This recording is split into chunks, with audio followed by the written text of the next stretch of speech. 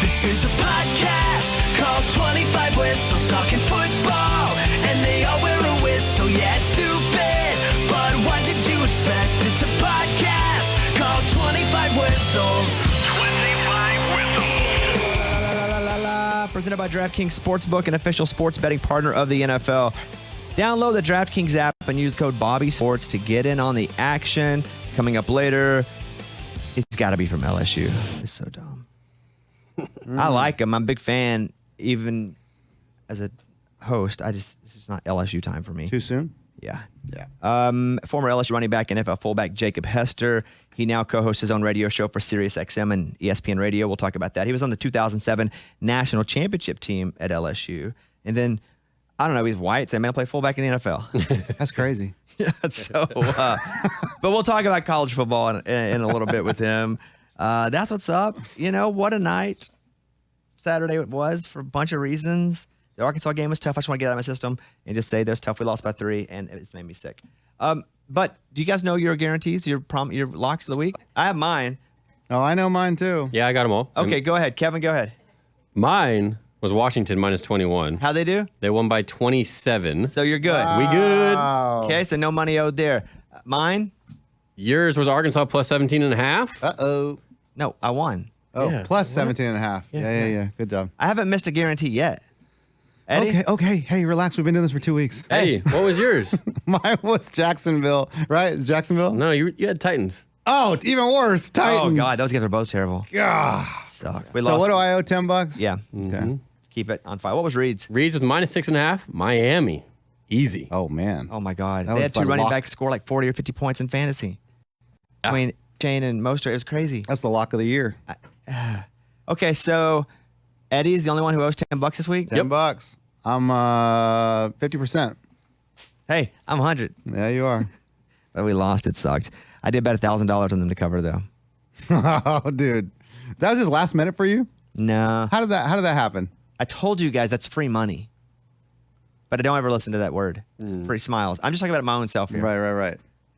But you were so confident that it was just like, No, I knew. I thought we could win the game. I even said that. I said, I think we can win the game, much less cover the 17 points. And it was my guarantee. And so I went up, and I hate betting, even if we're getting points, because I don't like to win a bet then lose the game. Yeah. But it is a consolation. Makes you feel a little better. Oh, it's terrible. I'll tell you what, I would trade the game for the money. Of course. For the $1,000. wow. I think any true fan would do For that. Would sure. you take $1,000? Easy. Oof. Dallas Cowboys. Oh. They can keep the loss, but you have to take $1,000 as an ugly game, buddy. Yeah. They keep the loss and you take the $1,000, or they get to win and you just stay where you are. No, give me the money because they're going to lose anyway. I have nothing to do with them winning or losing. No, that's not the point of the game, though. But if I'm going to be real about it. We're not being real because it's not a real thing. Oh, it's not? This is not a real scenario. You're not giving me a real $1,000? No. Okay. And I don't get to pick. No, I'd rather them win. You would give up $1,000 for them to win? I mean, honestly, the 1,000 would be great, but the joy I get when the Cowboys win, It's worth $1,000. I don't believe him. it's the whole week. I don't believe him either. I don't believe him. Not a regular season game. Really? No, I don't believe it. Yeah, I don't believe you either. But why should I believe me then? Yeah. Why do you do it? Because I just know I'd give $1,000. I'd give that money up in a heartbeat to have that win. It's terrible. Dude, a loss will ruin your day, like ruin your week. Who? Your team. What if your team loses If NFL is your first love, though, it's okay to lose a game occasionally. All you gotta do is get in the playoffs. against Arizona? Oh, that's terrible who they lost to. God dang, Arizona's trying to tank the year, and they. I don't think they're trying to tank the year. I'm No, convinced the that players they're and not. the coaches aren't. Right. That's correct. Right. It's like Major League. Right. The movie. Yes. Where the owners are so pissed off about this right now. Yes, I agree. But I think you would take the $1,000 because regular season. Well, loss, don't ask me the question then. We can, and then we can make fun of your answer or agree with it. We can do both. I think just because regular season games don't matter as much in the NFL, they matter a lot, but they don't matter as much. Yeah. I just know how I feel after a win, and I'll take it. Okay, I'll give you $1,000 right now. That make me feel better. Just kidding. They lose to the Patriots this week. No, Are you guys next? Yeah.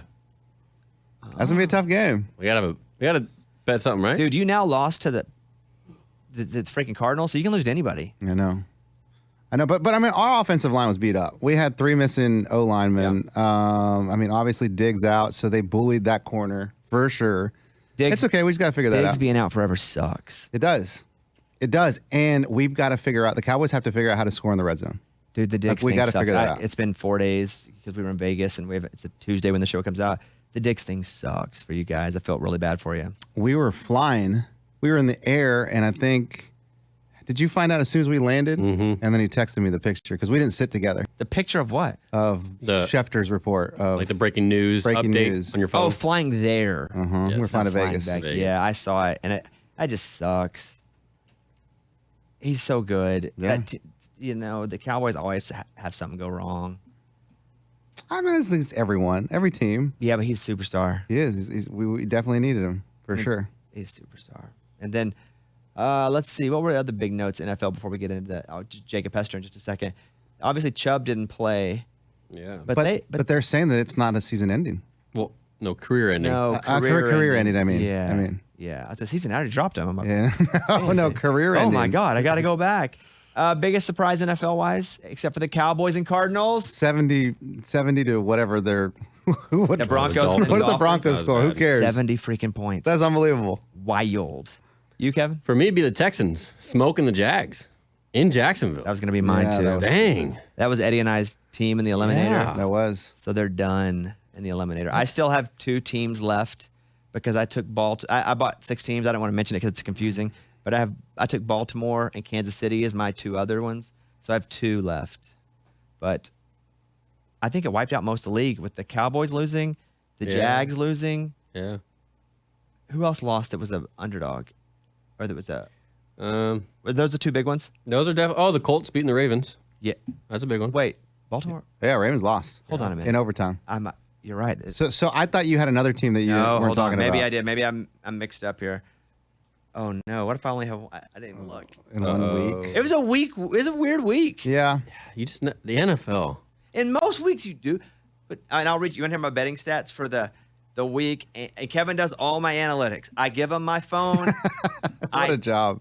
Well, I also want it to be like transparent that I'm not lying. Right. No, I appreciate And that. eventually, if I want to do my own, that's fine. But I just want people to know that Kevin gets on my phone and goes through it and then sends me all the information. But what I'm going to do first, though, is Miss Smiles accountant. Yes, checking those smiles out. Yeah, checking those One smiles. smile, ding. Yes. Ooh, that's a frown. he can't. Oh well, no, there were a lot of frowns. A lot of frowns there. I picked Seattle and Kansas City were my winners. Okay. So Seattle's good. Kansas You're City. Yeah, good. I lost Baltimore, Jacksonville. Eddie and I, Jacksonville. Yeah.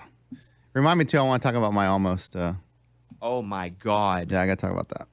You do it now. I mean, Kevin, did I show it to you? You didn't show me, but you told me about Well, it. so the thing is, like, I knew we were going to Vegas, and so almost anytime we travel, I'm like, oh, I got to put my bets in before we travel because I never know if I can bet in that state or not or whatever. So I put a 9-game parlay real quick. It was the quickest I've ever put a parlay at the airport here in Nashville for college football.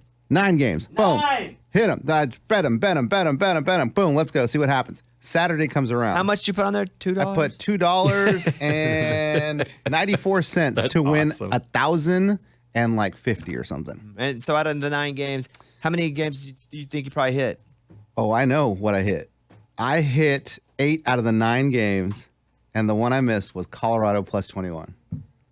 And it was crazy because it was the first game. It was the first game of the day. So I know. So it kind of kills it. So it kind of killed the whole Yeah. thing. But I went back and I was like, I wonder if I hit those last 3 games because I stopped watching the night games. I go back, sure enough, I hit Texas, I hit Penn State, and I hit what was the last one? Miami, maybe. It just hits you like you just get more frustrated instead of excited. If it had been the last game of the day, that'd have been awesome. You have to decide if you're going to settle up or There's no cash out, right? So that was brutal, man. That sucked. That's At least it awful. was the first one. I don't know. I mean, Is that better or worse? It's better. Yeah. Because you don't Get it spend out of all the day way. worried about it. True. You just happen to look back at it and go, oh, man, not. Okay, one more. Okay. but I like that feeling's crazy though. When it's the last one or the last 2 games, you're like, oh my gosh, I have a chance at $1,000. Okay, here are my betting stats. This weekend, NCAA total wagered $1,561. Paid $1,385. Total negative 176. My Arkansas bet saved my butt, or I'd have lost it all. I had a bad week. In college. NFL wagered $1,375. You're crazy, dude. No. That's my favorite part about the auditing that I do. Yeah. I'm like, wow. Oh, okay. I'll do mine after yours. Wagered $4.50. Me too. Paid plus 183. Okay. So I was plus 83 NFL, minus 176 NCAA. Hey, you made $10. $7 for the weekend. Attaboy, it's not a loss. Plus $7. Now season total wagered $8,474. That's unbelievable. 3 weeks. I can give you that number. What's wrong with you? What's wrong with you? That's crazy, dude. I'd get divorced. I would have gotten divorced 5 times if I spent that kind of money. So season total 65 combined bets, wagered $8,474. Winnings plus 445. Okay. Looking up. If you want to know, because I had Kevin break it down even more, because usually I feel so confident in college and just NFL is like just throwing those darts at those balloons at the fair, and you're like, I don't know, is it going to hit one? Maybe. NCAA over the year, so far I'm down 581. NFL, I'm up 1,039. Wow. But I'm up $445 on the season. Total wagered $8,474, 65 combined bets. That's so many bets. That's crazy, dude. That's pretty cool you have Kevin doing that. Like, it's cool because I don't think a lot of people know that. Like, I go down my list of like bets. I probably placed that many bets. And it's like way less money, Sure. It's all relative, sure. but yeah, like mine's probably like placed 500 bets this weekend. I just am only doing it for transparency reasons. Because I hate when people are like, bet this, bet that, bet that. And then either they don't bet it or they only talk about their win. I mean, I can show you all my losses, but that's boring. But I just want to kind of tell you where I sit. I like it. So, yeah. Whew. All right, 25 Whistles presented by DraftKings Sportsbook, an official sports betting partner of the NFL. Download the DraftKings app. Use the code BobbySports to get in on the action. For example, we did not win our parlay this last week. No, we didn't. Western Kentucky, we hit that because they lost by 3. Did they go overtime? I don't think so. No. Oklahoma, I bet that one by itself, too. They lost by half point. I mean, they won the game 20-6. They were 14.5. Yeah. I'm going to throw my freaking remote to the TV. And then Florida minus 28 versus Charlotte, who we didn't even have a football team, and they didn't beat them that bad. Nope. 22-7. Oh, man. Yeah, so it wasn't their best work. I like to apologize. That's okay. I mean, that Oklahoma's so close. The Florida ones, come on. Yeah. Come on, Gator. I felt pretty good. I didn't pinky promise that one, but I felt pretty good about that one. If you want to take the 25 Whistles parlay, because I'm feeling good about next week, I'm already got it. Oh, you're feeling good? I've already got it Okay, lined good, up. good. Yeah, feeling pretty good. You can check out the DraftKings Sportsbook. New users use the code BobbySports when you download the app. 21 and up in most eligible states, but age varies by jurisdiction. Eligibility and deposit restrictions apply. Gambling problem? Call 1-800-GAMBLER. In New York, call 877-8-HOPE-NY or text HOPE-NY 467-369. See show notes for full details. Now, here he is. Running back at LSU, fullback in the NFL. He's got a show on ESPN Radio and Sirius XM. Go and search him out on Instagram. I'm a big fan. Jacob Hester. Jacob. Hey, what's going on? Hey, man, it's tough to talk to somebody. I'm going to be honest with you. I'm just going to be honest with you. Like, been a fan, well, sort of, but mostly when you're a pro. But it's a tough talk to LSU guy after this weekend, man. Hey, I didn't even wear LSU. I wore North Dakota State just for you. I didn't want to rub it in. So, like, I wore a North Dakota State sweatshirt just so I didn't rub it in. I appreciate it. And you know what? You could. We're here. Let's just talk about it for a second. That's a great game. Not going to lie about it. I don't know why we didn't let you guys score at the end of the game and take a shot at it at the end. Yeah. What do you think about this year's LSU program? I don't know, just like I don't know about any of college football. Yeah. I'm not sure exactly what's going on. You have the Mississippi State, like from weeks ago, you're like, okay, they're back in it. And then you have this week where they're at home and they let Arkansas in the game time and time again. So, yeah, you guys are going through, obviously, you had a new coach. His second year's this year. And when you guys lost to Florida State last year at the beginning of the year, and everybody's melting down a little bit like, this sucks, this is over. You felt that switch halfway through the year with LSU where now it's like we're a national championship team. And so do you feel like this is a year next year? Like, how long does it take to build a program down there? Do you guys feel like it needs to be 1 or 2 years immediate now because you are a power in the SEC?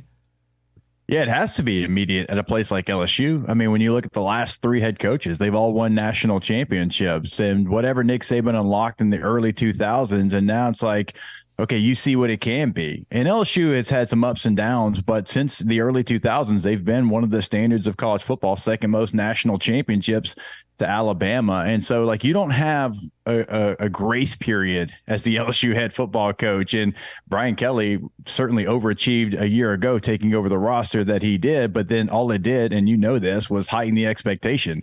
And so now, like, just getting to Atlanta in the SEC championship game is like the bare minimum, it feels like, because you've had so many coaches win national championships. And so that's why the expectation, I think, was so high this year for LSU. It's because, okay, well, that was nice what you did a year ago, but now I need you to be back into the championship conversation. My last question about LSU, and having Brian Kelly as your coach, because we had Bobby Petrino for a while, and Bobby Petrino, he won games, but he was not a very likable person. And I mean, he didn't try to convince you to like him. He just was going to go out and win games.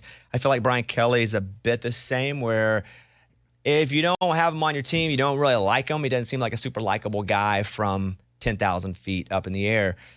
How do you feel about Brian Kelly? Have you spent any time with him as a dude?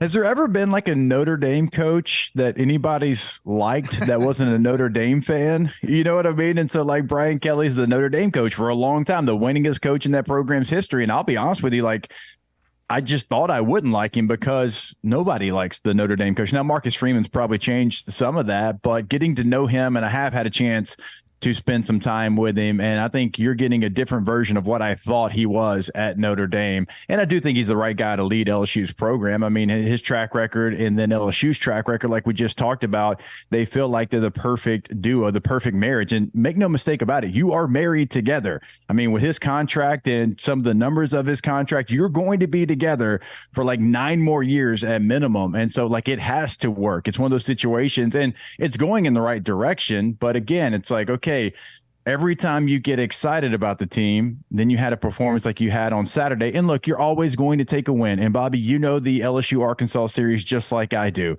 Records be damned. Like, it doesn't really matter. I know for me, like, the year we won a national championship, we lost to Arkansas in triple overtime. It's just that kind of series. And so you'll always take a win, certainly in the SEC, but you'd like to see LSU just continue to rise and not rise and then stall and then rise again.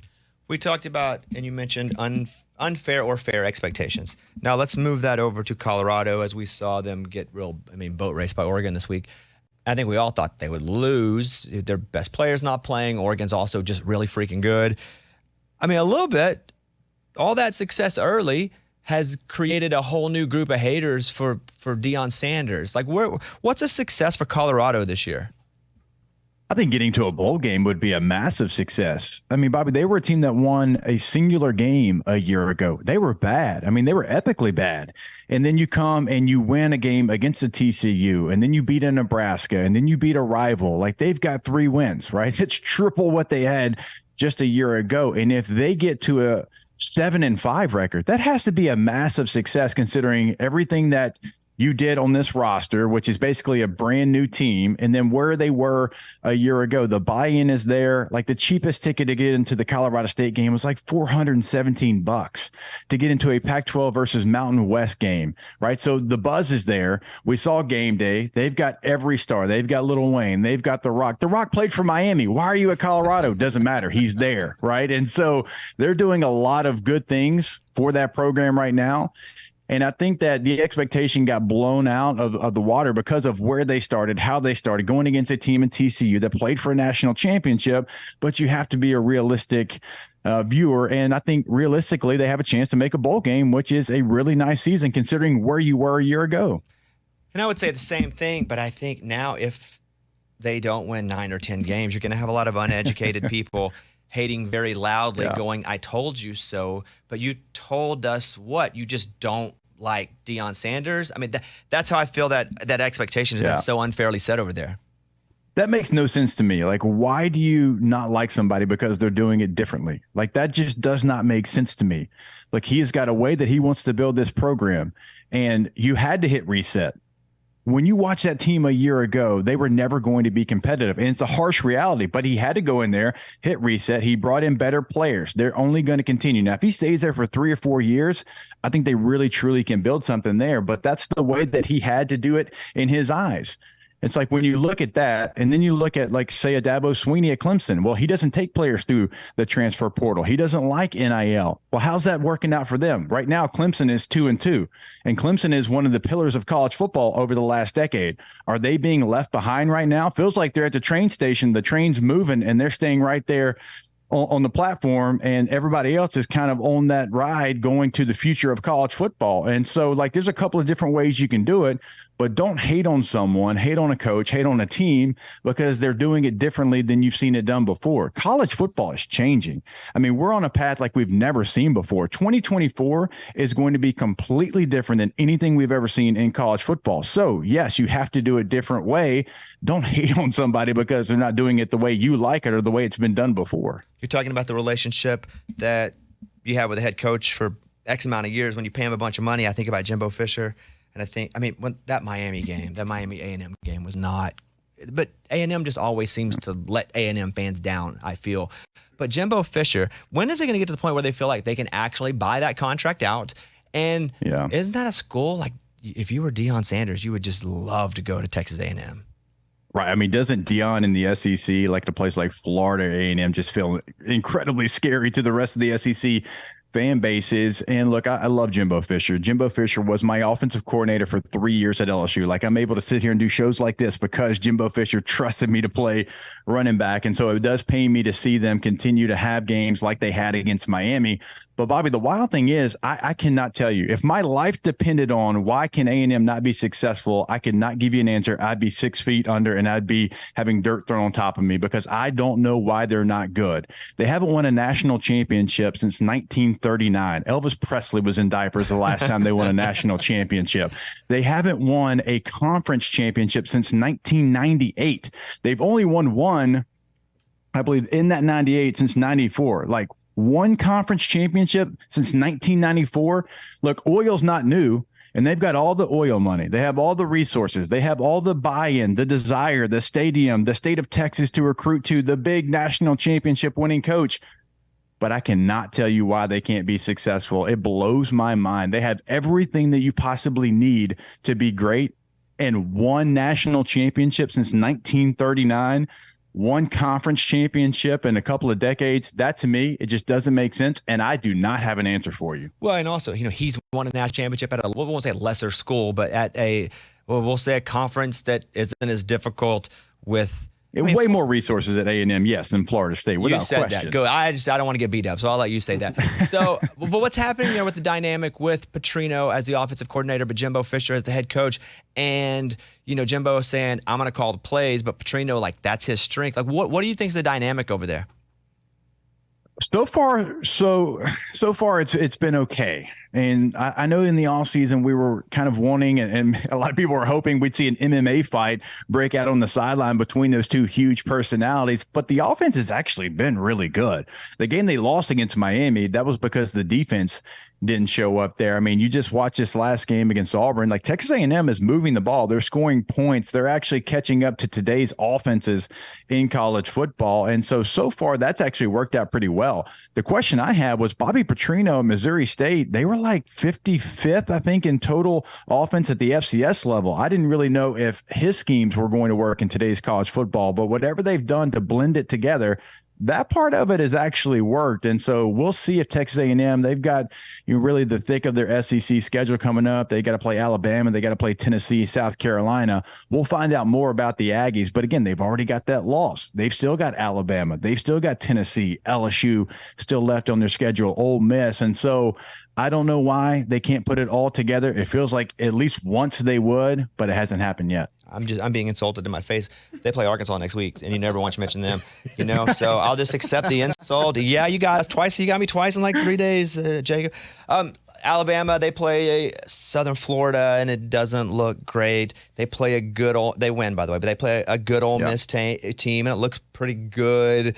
What is your take on Alabama, where they are in 2023? I think Alabama is good with a chance to be great, but not be elite. I think when you look at who they have, they've got some players up front. Defensive line is really, really good. Offensive line big question marks. Playmakers on the outside as far as receivers, big question marks. They're still figuring out who the quarterback is. Jalen Milroe had nice moments against Ole Miss, but he also had a moment where he throws an interception in a coverage that you can just not throw that football. Like, that is a scheme in which he should know. He's played enough football to know that. And so still inconsistency at the quarterback position. And Alabama's going to win their games. But I do not think this is a championship Alabama team. And I know every time we say that, they prove us wrong. I mean, you can even go back to the stats. The last time Nick Saban had a double-digit home loss was 2003 while he was a head coach at LSU.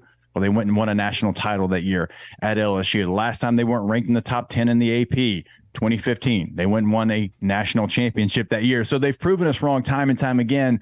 But Bobby, this roster doesn't look like a national championship roster. I think, again, they can win 10 games. They can go to a New Year's Six bowl game, but they still have games on their schedule that they've got to go out there, and it's going to be similar talent. And can they make the plays to win? When you look at some of the quarterback matchups down the road, like when they play LSU, Jaden Daniels had a really good game in that matchup a year ago. Is your quarterback going to be able to make the plays to win a game like that? So it feels disrespectful because Alabama is the standard of college football, but right now they can be a good team, possibly great, but I do not see an elite roster right now. How do you feel physically after playing, obviously, at the highest level in college, won national championship, played in the NFL for those years?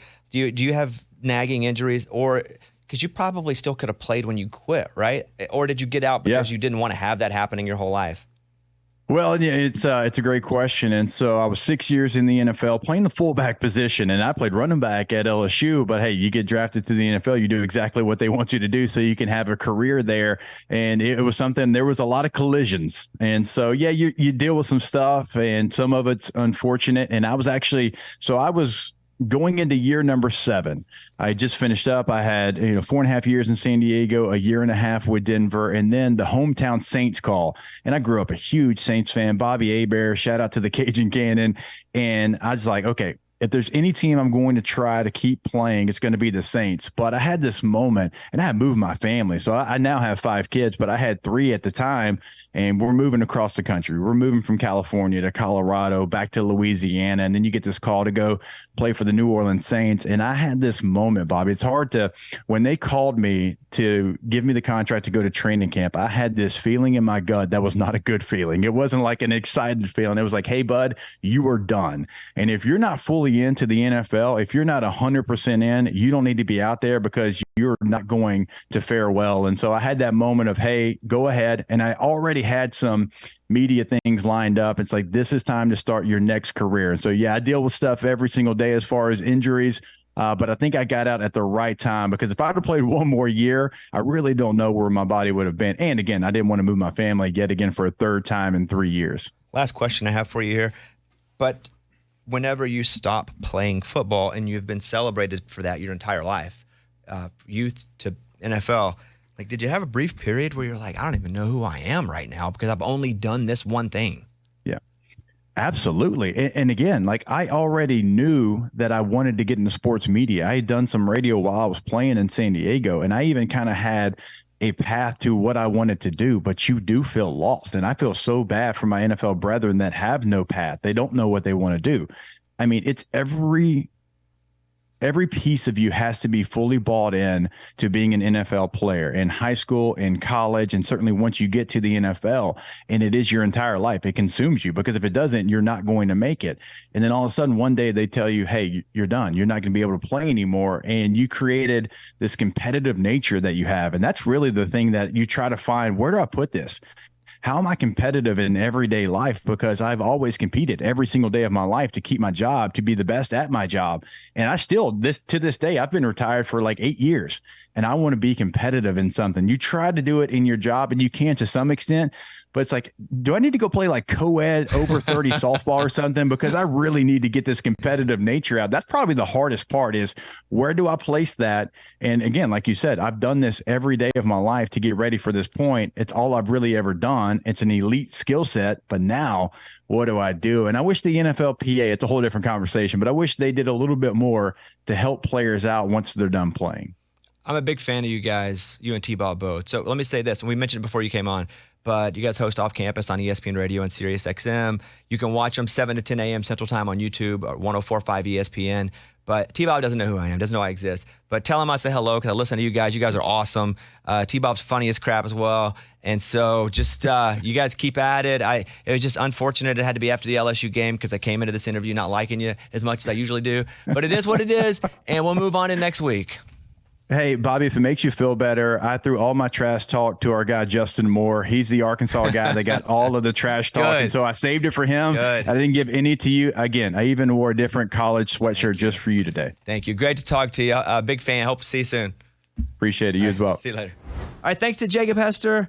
And we're back with another week of football, and DraftKings Sportsbook is keeping us in on the NFL action with great offers every single game day. New customers can bet $5 and get $200 instantly in bonus bets. Throw 5 down on any of this week's epic matchups to walk away an instant winner. And DraftKings isn't stopping there. All customers can take advantage of 2 new offers every game day this September. Football is more fun when you're in on the action, so download the app now and sign up with the code BobbySports. New customers can bet just $5 to get $200 instantly in bonus bets only on DraftKings Sportsbook, an official sports betting partner of the NFL with the code BobbySports. The crown is yours. 21 and up in most eligible states, but age varies by jurisdiction. Eligibility and deposit restrictions apply. Gambling problem? Call 1-800-GAMBLER. In New York, call 877-8-HOPE-NY or text HOPE-NY 467-369. See show notes for full details. Stupidest name ever. It's the Tittle Tattle with Kevin. For those watching right now, we are multitasking. I'm eating lunch. I'm having makeup put on me because I'm about to go do an interview with Dolly. We're doing the sports show. So if you're watching this on the feed right now, I apologize. All right. Entertaining. Kevin, you're up. Number 1. Okay. I know that they lost on Saturday to Oregon, but I was thinking about Deion Sanders being a head coach, former player, and if you think of somebody else that can come in there, change the program, NFL or college, who do you think could do that, and what program would it be with? I mean, part of the Deion effect is he's so outspoken. So not everybody has to be as outspoken. But part of the reason that he has always been successful, one, is that he can back it up. He's obviously one of the best ever. But that he tells, like, he's a scene himself. And they're also going to lose more games. So, I don't think there should be any guilt about them losing. But I think Peyton Manning is somebody that would come into like a Tennessee. Ooh, that'd be cool. And just demand so much respect and people would want to play for him. I mean, that's what Deion does, right? Demands respect through his way, like being one of the greatest of all time and being like a super players coach. But I think Peyton Manning, I don't know if he'd be a super players coach or not, but I think Peyton Manning would come in and be somebody that people would listen to right away. And he's so cerebral, as opposed to someone like a Tom Brady, who's a big winner, but I don't know that he'd be a good coach because I don't think a Tom Brady is like an X's and O's guy. I think of Peyton Manning as he doesn't need an offensive coordinator. He's his own offensive coordinator. He's like obsessed with film and tape. Mm-hmm. I think, what if Brady had like great offended. coaches? No, I'm not. He's definitely offended. He got offended. Yes. He triggered me. We don't know that side of Brady, though. Like I've never heard him talk football that. And I've never heard him talk. Thank you, Lauren. I've never heard him talk or people talk about how obsessed he is with football granularly. Right. It's always he trains hard, he works out, he motivates his guys. He kisses his son on the lips. Okay. But Peyton Manning is that guy who is notebook after notebook, obsessed with film. Because we've seen him and his brother like just talk football and dissect it. And we've heard people talk about them in that way. And you have to be obsessed to be at a high level. But I would say Peyton Manning way more than Brady. Whatever. Like we didn't know Romo was so like knowledgeable. I mean, I knew he was like a good, decent quarterback. But until he was in the booth, that's when we're like, wow, this guy really knows football. Yeah, Brady will be there next year. So maybe we'll find out. Dude, this is not a Brady defense. I know. segment. I'm What's just wrong with saying. you? God dang. All right. What else? Ask me a question. Hates my answer. Go ahead. After a low-scoring battle in South Bend the other night, did you leave the Notre Dame-Ohio State game thinking like these are two really good teams or two average teams just kind of going at it? I always feel like Notre Dame's an average team, and they always get the benefit of the doubt if they're playing other average teams, that both teams are great, because everybody just wants Notre Dame to be good. But I always feel like Ohio State's the opposite. I always feel like they're really good, even if they're not. I give them the benefit of the doubt because they have been really good over the years. But when I was watching the game, I thought they were both fine.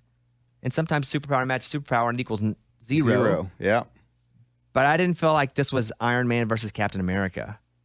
I felt like it was more like Ant-Man Oh. versus who's it? Flash? see, like one of the other B ones. Like still good. He could probably still save a life. Blue Beetle? Yeah, but it ain't one of the mains, you know? Yeah. They're both good teams. Do I think either one of them will win the national championship this year? I think Ohio State possibly. I don't think Notre Dame will, though. After watching them 3 games so far this year, they're a lot better than I say they were. I mean, when Brian Kelly was the coach, they got to the playoff. Mm-hmm. But generally, they don't. They're like the Cowboys. Whoa. What does that mean? All due respect. America's team? Okay, fair enough. All right, next one up. Going to the NFL after starting 0-3 and taking a 70-20 beatdown in Miami on Sunday. Do you think Sean Payton's regretting taking that job in Denver? Man, I would have said no last week. And I don't know if he's regretting it. Maybe he regrets that he can't forge more of a relationship with his quarterback, because I don't feel like they're on the same page at all. Him and Russell Wilson. I don't feel like, again, I could see Russell Wilson getting benched, even being owed all that money. So I don't know if he regrets it, but I think he probably regrets saying that the last coaching job before him was the worst coaching job of all time. Yikes.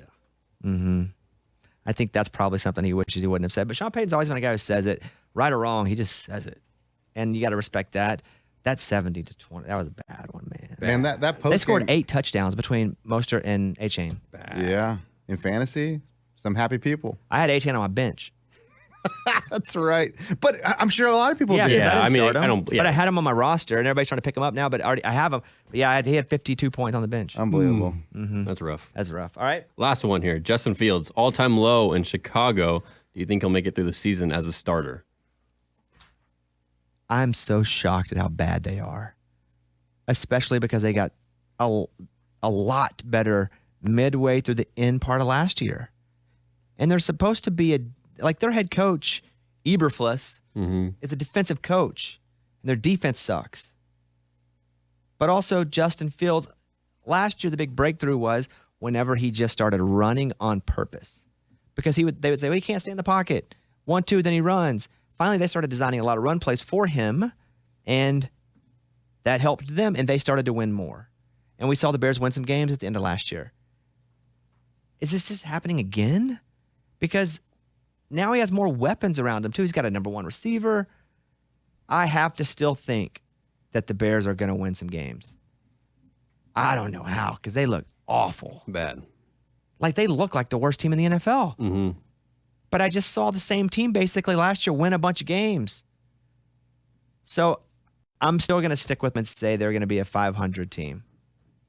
That's tough. It's tough. Mm-hmm. And they're going to keep Fields as their starter the whole season. Yeah. Yeah, I agree with that. I mean, if they were to lose if they're getting close towards the end, Fields is their starter. They have a chance at the number 1, number 2 pick. I have no doubt Fields will. Well, I have doubt. Fields will probably have some sort of mystery injury, or they'll take him out or something so they can keep losing and get that pick and then trade Fields. Yeah. Game of the week this week versus the Broncos. Who's watching that one? We all will. Yeah, I guess I'll For have to. entertainment We will. purposes. No, we'll watch it. We love any football, but God dang, man. That's tough. Okay, that's the tittle tattle. The stupidest name ever. It's the Tittle Tattle with Kickoff Kevin. Hey, I do want to bring this up before we end the show. We went to Las Vegas. All 4 of us were playing craps together. Let's make some money, boys. Well, Mike D could have stayed, but he wanted to get back and have a lie. he was the smart guy. Yeah. He was a smart one. Our episode with UNLV is up, so you can watch that. But we had a little chant. Let's make some money, boys. Let's make some money, boys. Let's make some money, boys. Money. Let's make some money, boys. Money. So we go to the craps table, and I'd been working. I said, we'll meet you guys at the craps table. And Eddie was not playing, but standing at first. It was a packed table, and Now, really for me, I just wedged my way in there. you did. But I think there were 4 of us, so I was like, I'm gonna sit out for a little bit. And Kevin and Reid had never played craps before. So I said, okay, this is the fundamental way to play craps. We're just going to show you the very first thing. You roll the dice. That's your point. You try to hit the point. That's how you win. But if you roll a 7 or 11, that's a win. So we started slowly. There's a lot of butts.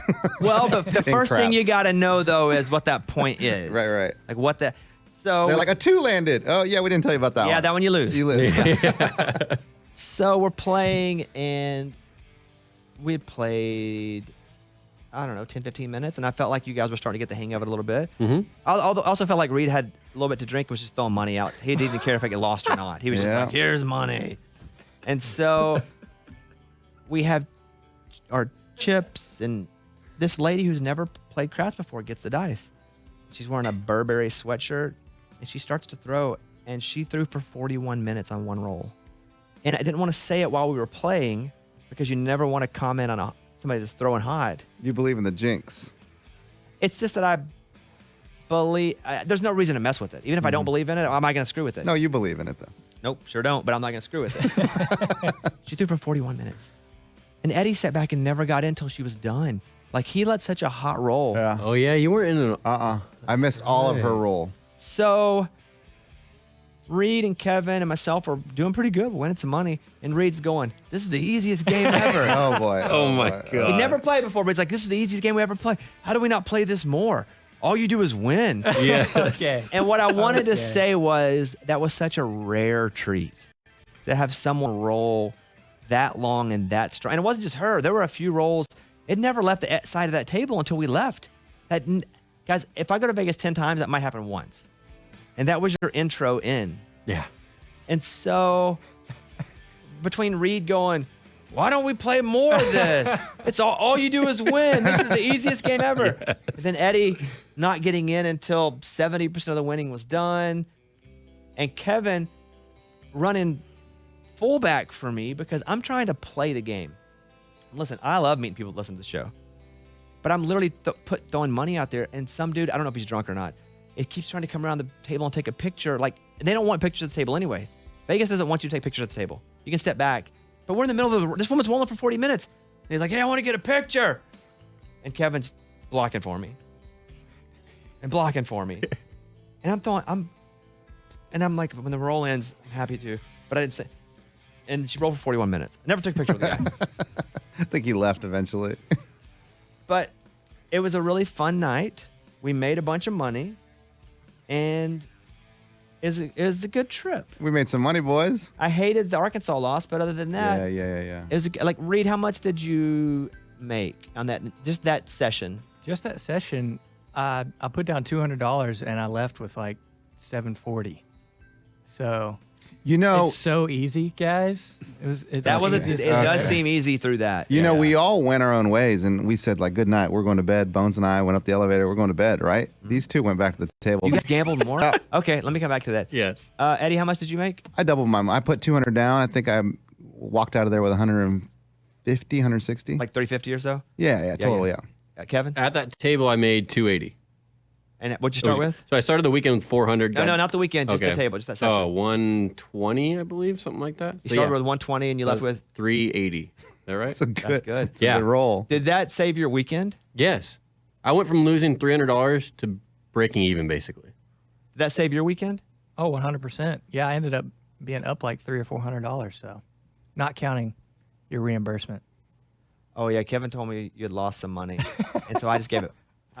That's very dad. Record time. What? This guy lost money. Well, Record time. I heard it was a quick 150.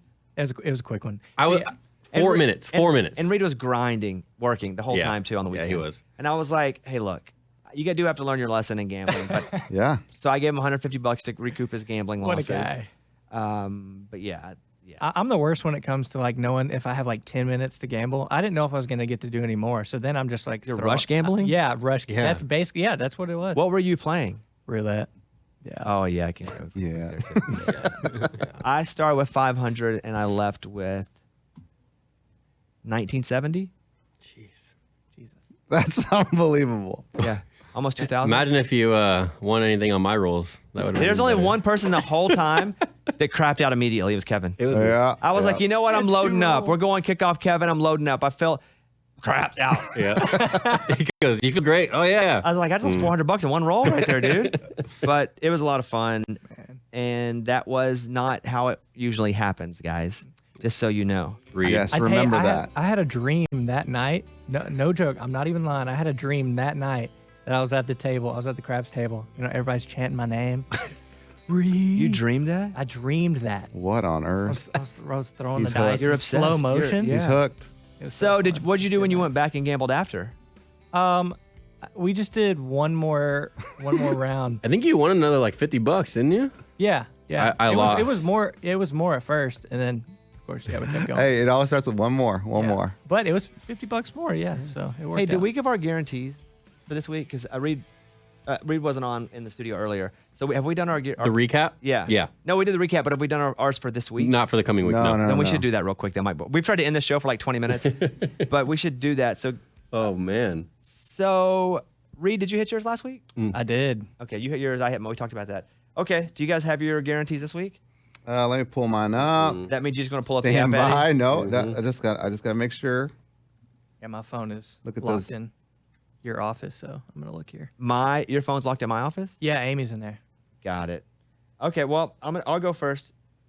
Go ahead. Mine's a little something called Arkansas again. The fact that you guys are all down. I told you last week that the LSU game was just Easy smiles. count your smiles. Yeah. So I'm going. Mine is Arkansas plus 6.5, and it says Arkansas is at home. They're not really. It's Texas A&M. It's the Dallas game in Jerry's World, so it's not really a home game. They're just considered the home team. But Arkansas plus 6.5. That's it. Done. Kevin. Okay. I'm gonna go with Georgia at Auburn minus 14.5. Wow. That's all. I know. That's why I'm like, really? Because Auburn's 3-1, but they are not good. Eddie. Look, I believe. Oh my God. Are you going? I believe the Razorbacks. Oh, okay. Oh, okay. They're going to Cowboys. All right. Easy. Let me finish. The Razorbacks are going to warm up that stadium for the Dallas Cowboys. Hosting the New England Patriots. And I have a theory. Guys, we knew we were going to lose that game because this next one was going to be really important. We're going to have New England in Jerry's World. They're going to kill the Patriots. They're at 7 right now. Take them. Dallas Cowboys minus 7. That'll give you some smiles. Well, 7 points is a lot in the NFL. Nah. Unless you're the Dolphins. Or the Cowboys versus the Patriots. They almost beat the Dolphins. Reid? I'm gonna go Colts minus 2. Reid always picks like a weird team. but he hits them. Have you I've hit one. one or two? The last one. Okay. So what is it, Ray? Or Reid? Colts minus Colts 2. minus 2. Yeah. Playing in Indianapolis versus the Rams. Yeah. Yeah. He goes, yeah. How much time we got? However much you need. I got a funny story for listeners that Last want to thing. know more about Reid. Oh, Last come thing, on, man. So we're on the way to the airport and we're talking about road rage for some reason, blah, whatever. And Reid comes up with the best story to really explain what kind of person this guy is. He said, one time, this guy cut me off and he said, and I rolled down the window and I yelled, "Be patient, man." And the guy like sped up, got behind me, followed me for like 5 minutes. Everywhere I went, I'm like, oh my gosh, he's gonna kill me. Finally, we were at a stop sign. The guy got out of his truck, said, "What did you say?" He said, "I said be patient, man." "No, you didn't. You told me bad words." And he's like, "No, man, I swear, I said be patient." And the guy goes, "Oh, okay." Got back to his truck and left. And I'm like, who rolls the window down, upset, and says, "Be patient, man"? Sits there when a guy walks up to your truck asking what you said. Yeah. It's a true story, though. I love it. I went home and told my wife, I'm like, she's like, "What's Reid like?" I'm like, "Let me tell you." Innocent, Yes. Gambling addiction. sweet. Gambling it. Yeah. But anytime we hear about you gambling, you win. You don't do it a lot. That's true. But the time that he got on and bet college basketball and went ape crap and just won every game. That's why you I don't love know. it. Maybe man. it's you, bro. Maybe you're just such a good, kind spirit that it just follows you. Yeah. Maybe it is, Maybe. Just be patient. Be patient, Gotta man. be patient. All right, you guys follow us at 25 Whistles. Matt Ryan is not going to leave ESPN and go take the Jets job, by the way. He says he has no interest. So if they lose again bad, they're going to have to do They play something. the Chiefs. Yeah, they're going to have It's to do gonna be something. bad. It's the NFL, though. They might win by 30. That's true. So we'll see you guys next week. Thank you very much. Thanks to DraftKings. Thanks to you guys. And Friday. See you Friday. Hit the whistle button, Mike. Fair enough. Yeah, there we go. That's the whistle. Nobody has their whistle. There we go. Thank you. Bye, everybody.